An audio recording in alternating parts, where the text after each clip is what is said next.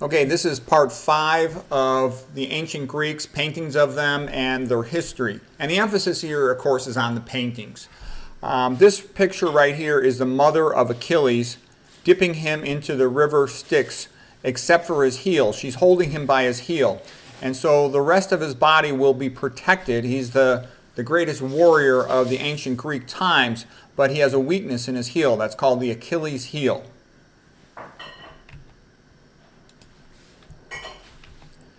Now, Achilles, when he was raised, he was lucky enough to have a mentor of Chiron. Chiron was the brilliant centaur that was a very good teacher, and he was very good at the healing arts.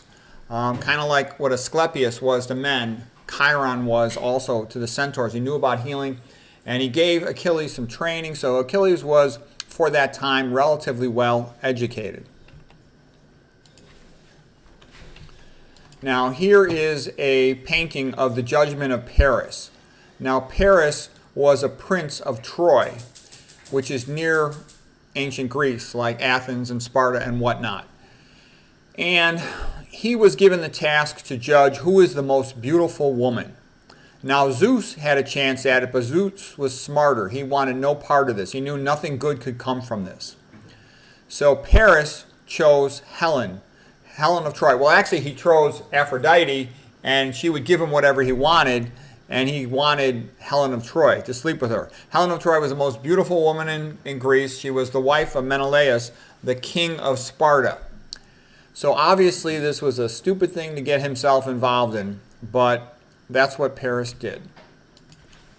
And that's Aphrodite. He's choosing her as the most beautiful of the goddesses. All right. So then, here's another painting of the Judgment of Paris. Okay, it was one of those key moments in male stupidity. And then he took Helen of Troy. Well, he took her from Sparta. She was originally Helen of Sparta, wife of King Menelaus. And this is Paris taking her, abducting her in a sense, under the guidance of Aphrodite, Venus, to take her to Troy. Not a good idea. So you can see that war is coming because the men of Sparta are united with the men of Athens and other Greeks to go to Troy and to bring Helen back. Okay, so this is again the mother Thetis, mother of Achilles, and she's begging Zeus to spare the life of her son because the prophecy is that Achilles will either live a life of quiet obscurity and live till old age and have children, or he will go and fight in a war and become a great hero, but he will die. So she doesn't want her son to die. She begs Zeus for mercy on her son. Now, they run into a problem getting started, the soldiers of the Greeks, and they can't get the winds to get their ships to take them to Troy. So there's a prophecy to Agamemnon, he's the general, the leader of the Greeks, that in order to get the wind, the gods are not happy, so in order to please the gods, he must make a sacrifice, and they want him to sacrifice his daughter, Iphigenia. Now Agamemnon is married to a woman named Clytemnestra, okay? And because he's so eager to go out and fight in Troy, he sacrifices his own daughter, a human sacrifice, which is a very sick, crazy thing to do. Agamemnon was a jerk, okay?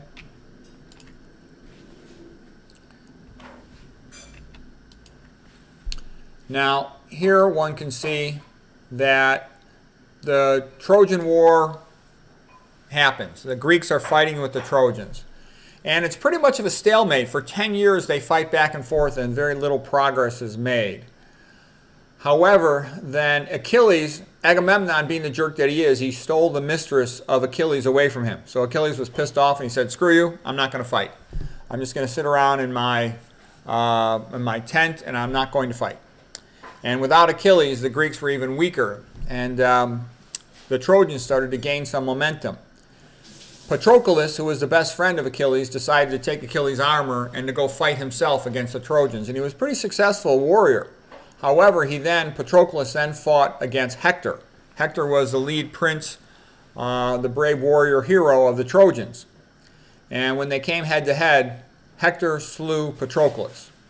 And now Achilles sees that his friend Patroclus is dead. Patroclus had put on the armor of Achilles, and that made the Trojans afraid. But Patroclus went too far, came head-to-head with Hector, and he was slain. All right, but now Achilles goes into a major wrath. He goes apeshit bananas. Major wrath of Achilles. This is the famous wrath of Achilles. And Achilles makes a decision. He's going to fight, and the Greeks are going to win and get this over with. So Achilles, the wrath of Achilles, he now comes, and he's looking for blood. He wants Hector. Okay?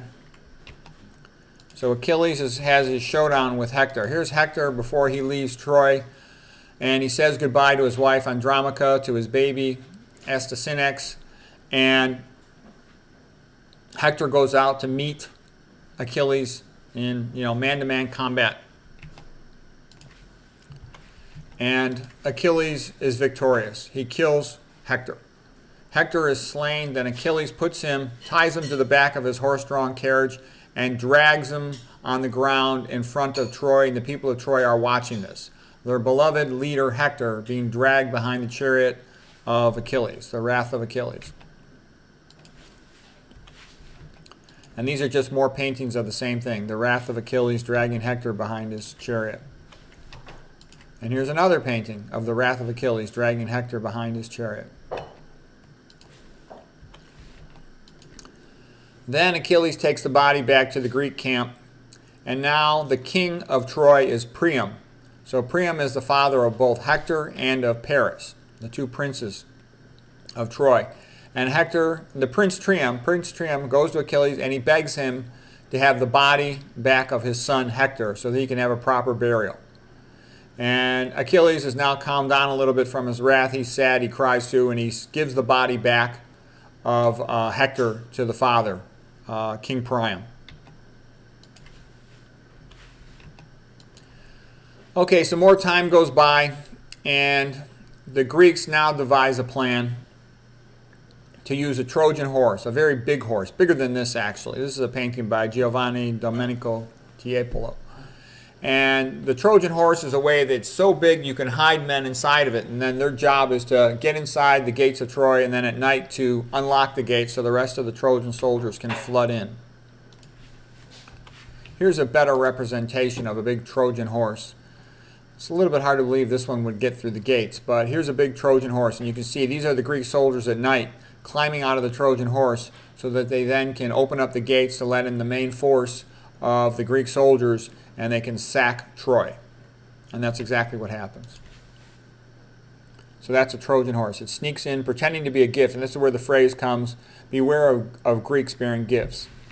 Now Laocoon is a Trojan priest, and he warns the Trojans, do not accept this gift, this Trojan horse. Beware of Greeks bearing gifts. This is some sort of trap. He senses that. But Athena sends 2 snakes and 2 serpents to attack him and his sons, and he is silenced, and the Trojans do not listen to him. By the way, this is described as being a famous Greek statue. Me personally, I have a suspicion that Michelangelo made this statue later on for the money. It's just too perfect, too magnificent, and Michelangelo needed money at the time, so how convenient that he should find this magnificent statue. Perhaps the most high-skilled statue to ever come out of the ancient Greeks. Again, I think Michelangelo made it. Other people would dispute that. The Greeks did make a lot of good statues. I'm going to show more of them later in this talk. I've already shown several of them. And they were very sophisticated. Nothing like it ever had been done in the ancient world before the Greeks started making their lifelike statues. They were quite magnificent. Now here we come back to the Achilles heel. Paris, the prince who was the brother of Hector and the now husband of Helen of Troy, he shot an arrow through the heel of Achilles, and it was dabbed with some toxic material, and it killed Achilles. So Achilles dies. This is Andromache, and she is mourning the death of Hector, Prince Hector of Troy, who had been slain by Achilles. Painting is by Jacques-Louis David. He would later become a very famous artist in the events of France from 1789 to 1794. Okay, now here is Andromache in captivity, and she was sort of the symbolic woman of a virtuous, good woman. You know, she's very sad. After they killed her husband Hector and then they sacked Troy, they took her son Astyanax and they threw him off the walls of Troy because they didn't want him to come back to avenge his father. Okay, so she is now alone, and she is forced to be a concubine of the man who threw her son off the wall, Neoptolemus. So it's a very sad fate for Andromache. Okay, and that's sort of like, you'll hear more about this. There were plays written about the fate of the women of Troy. But just so you sort of heard about that event in Andromache, that will be useful to know later if you're interested in studying the Greeks.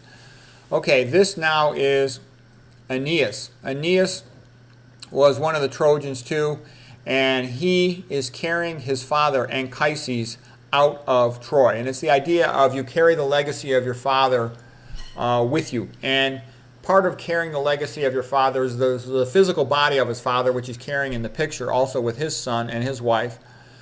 But it's also the idea of that it's one of the responsibilities of the son to learn the culture, the history of his forefathers, the great achievements of the men in his group that came before him. Okay, so he's carrying the legacy of his father out of there as well.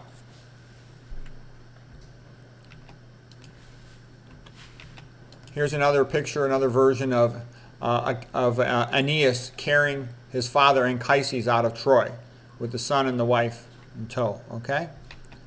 And then, in a sense, I could relate to that. I'm carrying the legacy of Dr. McDougall into the new world, so to speak, to make sure that it is known to help people. Okay? Now here's a similar painting. This painting is actually from the last day of Pompeii when a volcano eruption covered Pompeii. But it's very much like that idea, burning Troy and, you know, the young, strong men carrying out their fathers from the town as it was collapsing. Okay. Okay, now that's it for our paintings of the Iliad. There's other paintings, and sometimes they call it the Idiot and the Oddity, the Iliad and the Odyssey, but there's other paintings of the Iliad. There's also classic comics, which I think are a good thing to read. Young people should know this. If you want to be an educated person, you should know about the ancient Greeks. They're the greatest thing that ever came out of the ancient world. You know, that and the Bible. Okay, those are the two big, great things that came out of the ancient world.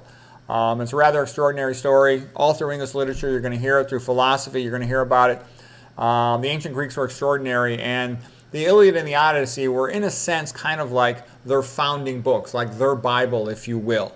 But also the leaders that came out of ancient Greece. In the next phase, we're getting into the golden age of Athens here. You will see they have shaped events for the rest of the history of the world. Okay, so anyways, I hope you enjoyed that, found that useful.